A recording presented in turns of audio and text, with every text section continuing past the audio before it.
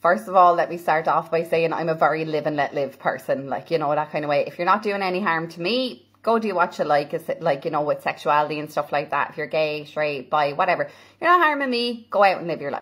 I'm very much on the same wavelength when it comes to transgender men and women. It's like, if you're living your life and you're not harming anyone, go ahead, you know, whatever you feel, whatever way you need to live or change or whatever to make your life happier, go ahead, do it, fine. However, I went on a live today and seen a trans woman talk about going to a gynecologist. As someone who had to wait years to see a specialist gynecologist to have my second daughter, I personally feel that the line has been crossed. I know a lot of women who are also on waiting lists to see gynecologists as well from having severe menstrual issues or issues with becoming pregnant. They have also been put on waiting lists that could be like a year and a half. Adding transgender women to this list and completely uncalled for, but somebody is actively encouraging trans women, if they're having stomach cramps and this and that and the other, to go see a doctor and ask to be recommended to see a gynecologist. Boy, oh boy, oh boy, oh boy, oh boy. We got to talk about a story that basically reminds me of a South Park episode involving a transgender Twitch streamer. I don't know this person's name. I had a hard time even finding information about who this Twitch streamer is. And honestly, I really don't care, right? Because it's besides the point of the whole video. It's probably best if I don't know who this person is. Because there's a video that I stumbled across going viral of this Twitch streamer complaining about a gynecologist refusing to see this person because this person is a biological male, although they identify as a woman. And I want to talk about that, okay? But before I get into that, I just want to let you guys know, if you like my channel, you want to support my channel, you can check out my merch, like, for example, my signature racist mugs. This is the Black Edition, which is a daily reminder of the 2023 definition of racist, according to the left, which is anybody who disagrees with the Democrat Party. You also have my logo, Team BCP, on the back. You can check that out at my website, gforemanbcp.com. Get 20% off using discount code Team BCP. So without further ado, let's go ahead and roll this clip. Appointment because I need to be checked. You know, I mean, they got to use a speculum. They've got to take a sample, that type of thing, check for tears, blah, blah, blah, right? I mean, makes sense. And so what they had said to me is like, well, we don't do that here. And I'm like, but you're a gynecologist office. Why wouldn't you? Well, we don't treat trans patients. So you're discriminating against me is what you're telling me. You know? My female doctor in Toronto would have taken you in a heartbeat. Damn. Yeah, it's bullshit. I am pretty pissed. You know, it's so hard to find a gynecologist that can like even work with me, you know, and I don't understand it. So I don't know.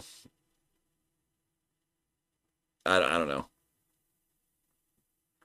You know, it's yeah, so obviously I have a lot to say about this, but I am not a woman, right? So, you know, there are women that are upset about this, okay? And I would much rather have a woman, like, for example, Megyn Kelly, explain why this is so infuriating to some women, because she went on a rant that's pretty noteworthy earlier this year about another story in which you had a trans woman claiming that they're seeing a gynecologist. Take a look. Why is it making my blood boil that Kristen claims to have a gynecologist?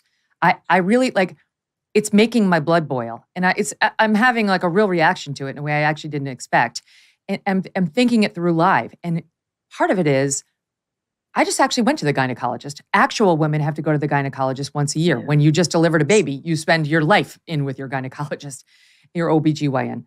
And it's never particularly pleasant to go see the gynecologist. The exam doesn't feel particularly good. The pap smear is very uncomfortable. No one looks forward to that. We actually have things we need to worry about, like ovarian cancer or other kinds of cancers that you can get in the OB field. You You have to get a breast exam. You're constantly worrying whether they're going to find a lump and how that could go. There are things that are particular to that exam and that relationship that no man is ever going to have. I'm sorry. It's like infuriating to me because there are things that make women special. Yeah. And there are things that we've overcome and that we must overcome as women in order to thrive in this life, whether it's the threat of sexual violence or, being attacked as we walk home from college bars to our dorms, or the fears that you have when you go to the gynecologist or when you are pregnant with a baby. All those things, they're baked in. And it's part of what makes women so incredible and strong. And you can't just become one and take all of our things because you did or did not have a surgery or you put on a dress. It doesn't work like that. Yeah, I think Megyn Kelly has a point, right? And I think that the reverse would be true even if you're talking about a trans man, aka biological woman, that wanted to go see a andrologist or a urologist, okay? If they are going to see a man's doctor, then therefore they are taking up resources from biological men for something that, again, a lot of these specialists would probably argue that, hey, I don't specialize in,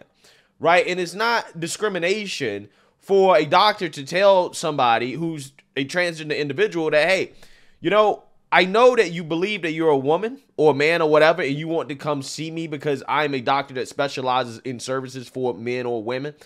But unfortunately, I can't treat people of the opposite sex because biology matters, right? Biology is real, okay? No matter how much some people want to ignore the reality of biology, it is real, okay? And it is really real when it comes to medicine, okay? It is extremely real.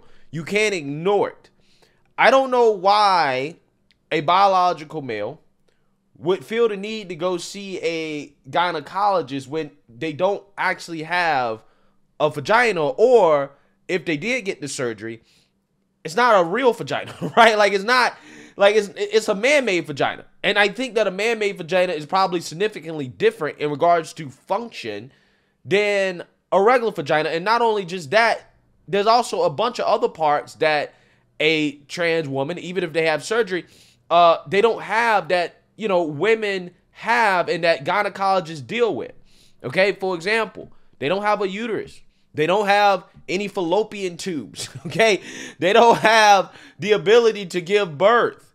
They don't have any of these things. But a trans woman still will have a prostate, which is something that a gynecologist wouldn't deal with, right? They wouldn't deal with people with prostates, okay? I'm using woke language here, okay? Because I don't want anybody to say that this video is hate, okay? I'm using woke language, okay? Why would a gynecologist deal with somebody that doesn't have female body parts outside of a man-made vagina at best, okay? And also has body parts that they typically just don't deal with down there, right? Why? How does that work? Like, that, it just doesn't make sense. So why in the world would a gynecologist see somebody that, again, just biologically, whether they are pre-op or post-op, just doesn't align with what that gynecologist practices? Now, I'm sure there are some woke gynecologists out there that will see transgender women, and that's fine. If they want to do that, that's totally cool, right? I don't have a problem with that. That's their practice. If that's what they want to do, that's cool. But if a gynecologist says, look, I don't specialize in treating men, right, biological men, that's not discrimination. That's not hate. Okay, all that is them telling you, hey, you need to go see somebody that specializes in what you have. In this case, I would think that if it's a male that's pre-op, then they need to go see a urologist or a andrologist. And if it's a male that's post-op, then they probably should go see a urologist who can work with men and women, or they need to go see their plastic surgeon, right? Because if you got problems with your man-made down there, then, again, you probably need to go see the person responsible for that surgery, right? They probably can treat you better than a gynecologist. But then again, I don't know, right? I'm not a medical professional. I'm just some dude on the internet that's just taking basic knowledge of biology and just coming to a conclusion about why is it that you have gynecologists discriminating, right, against trans women. If I had to guess, it's simply because they don't have the knowledge. They don't have the expertise to deal with biological males, because biology matters.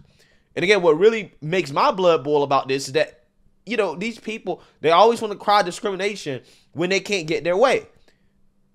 Oh, it's discrimination that the gynecologist doesn't want to see me, right?